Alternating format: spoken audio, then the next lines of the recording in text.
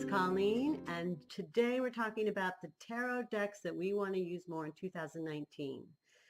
I divide these up into two categories. One is the tarot deck that I'm going to have in the trailer with me that I'm going to use with clients right away, that I have not brought to the trailer, that have been on my shelf for some reason, and that I want to bring to the trailer.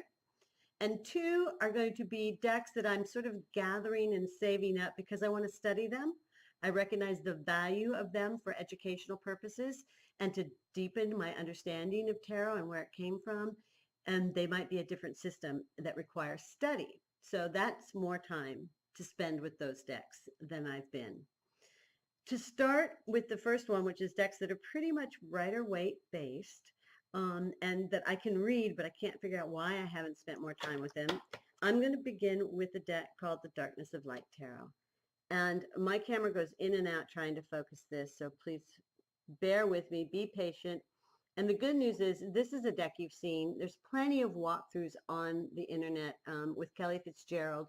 She does a couple. So if you are attracted to this deck, you can get a really better look at it through that than here. But let's go, first of all, with why I think I want to work with it more. There you go. There's a picture of it. That's why. It's gorgeous, right? It's atmospheric. It's easy on the eyes. It's rich with symbolism and emotion. You can easily let your intuition go wild with this. This is a 3 of coins, and it looks like Dark City with Kiefer Sutherland. Have you ever seen that movie? Well, if you haven't, you should. I'm not going to talk about it here. Look at that. This is the 10 of Swords. We call it blades in this deck. It's got a nice wash to it. What they're doing is it's called the darkness of light. So we're going into where the space between the light is, right? And so it's kind of like that space between the notes. What hangs between what we can see? There is a little bit of a sepia wash.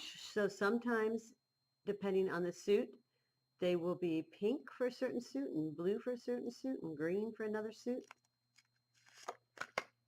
And I can't figure out why I didn't connect with this in the first place. All I know is that whenever I would pick it up and I would start to read with it, I would get lost in the darkness. I wouldn't be able to focus on one thing. I wasn't quite sure what to look at. I wasn't quite sure what to take from it. And I don't know if it's because it's kind of monochromatic or I just wasn't ready. But I'm very drawn to it, and I want to bring it back. And as a matter of fact, I've already taken it on the road this weekend in the trailer.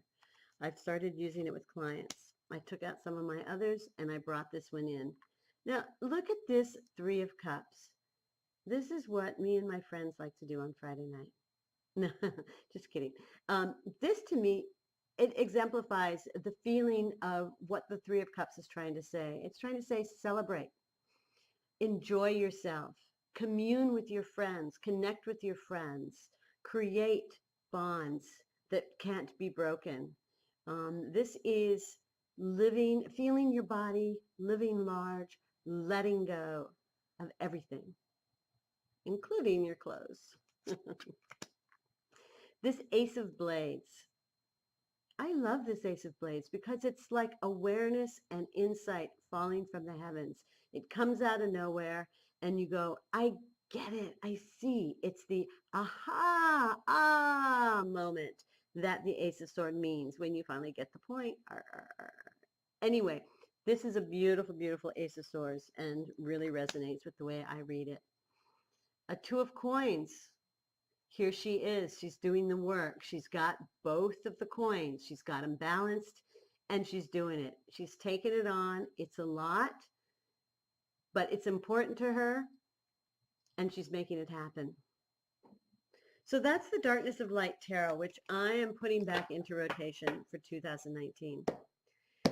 The next one is just a deck that I just need to sit with and look into because it is a fantasy deck. It's a science fiction deck. I think it's Game of Thrones meets Aliens meets Rivendell meets J.R. Tolkien, because I think that we've got We've got all three in this deck. And this is a Los Scarabeo deck. It's not focusing, I apologize. With a card from Terraosophy. So I don't know what they had to do with it, but they were involved. And the creator is Paolo Martinello. Hey, Paolo. Was that a commercial? I'm not sure. Paolo. So it's called the Universal Fantasy Deck Tarot. And it is indeed that. It is a world of fantasy, of crazy, wild creatures in beautiful, yet somewhat threatening environments.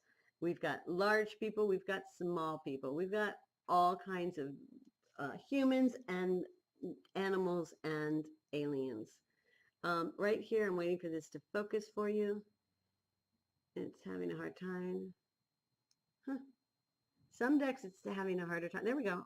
Over here. Oh, I lost it. I think, is it because I moved? There's a battle going on between me and the cards. So if this was a walkthrough, I would just take myself out of the equation. This is a beautiful hermit card. But you can see now, we're definitely not on Earth. We're in a fantasy world. And we've got veins and lines and lifelines and colors and fireproofs and clothes that are made out of our very the sinew of our beings. And I want to go in and really pull out pieces of these cards that exemplify what they're standing for. Because I love the world, and I think it is just very, it involves me. Oh, look at this card. This is the King of Swords. This is a man who can barely sit still on his throne here. He's ready to go. He has got his eye. It's going to focus. I promise. It's going to be amazing when it does. There it is.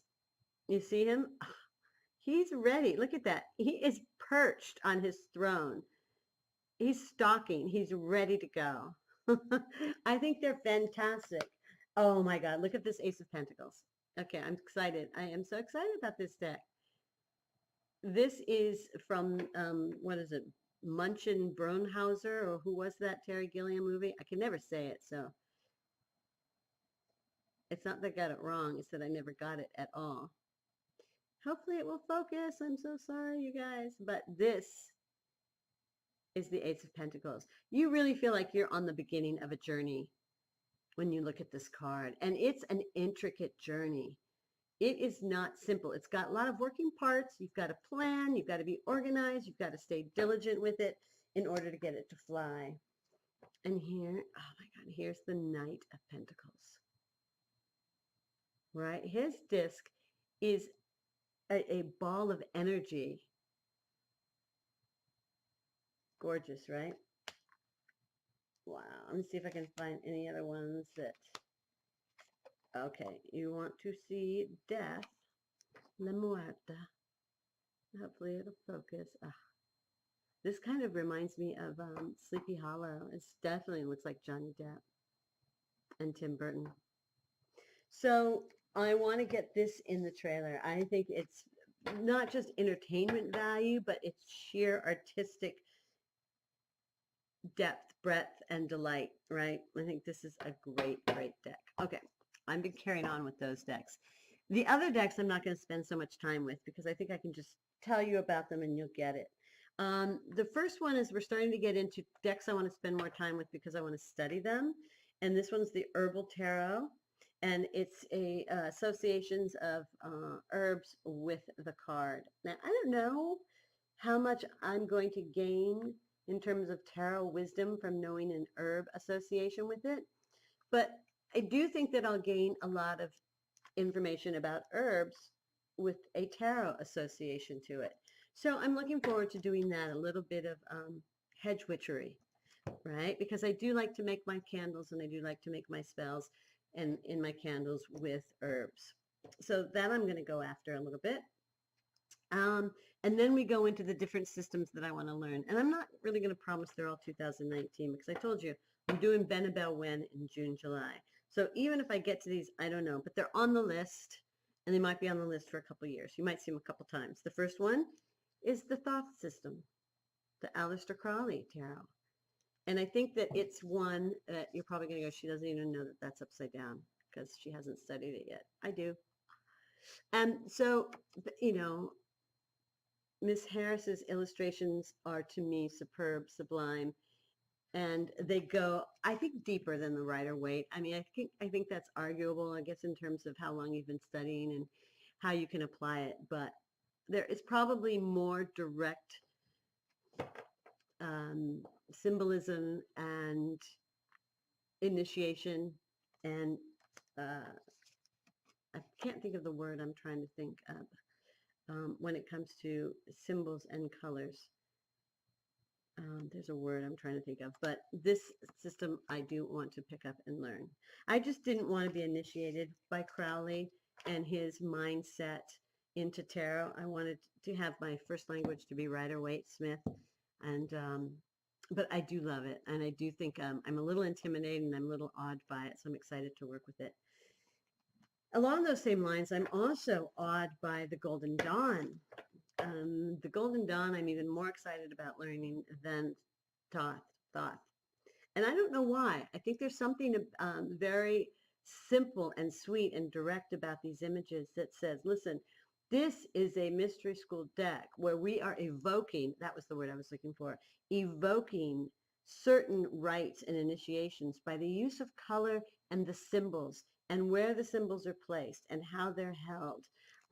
It's an art form. It's a magic ritual that they put on every single card. And I have a book by the Ciceros that I will use to study this as well. And that is the Golden Dawn. And last in my triplet of historical decks that will help me gain perspective on how we got to where we are is the Oswald Wirth deck. And Oswald Wirth, I did the books, our favorite books, and his book was one of them. And this deck is pretty much a pip deck. He came around in about 1850, 1860, and he sort of brought back the Marseille of the day.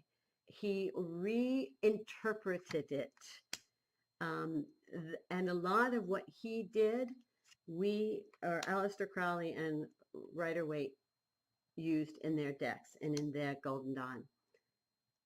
Now they added to it, but it's certainly incorporating a lot. So Oswald Wirth brought a lot to the party. And, you know, one has to wonder, I don't know, as we progress, did we dilute or did we increase? And that's what studying these decks helps us to determine.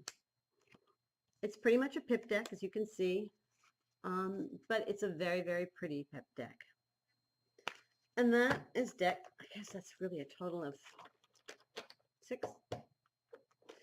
So thank you for watching. I really enjoy doing these videos, and I'm particularly enjoying watching them and hearing how you guys are approaching your tarot studies and your collections. So until I see you again tomorrow, take care of yourselves and keep watching YouTube. I know I'm going to. Bye.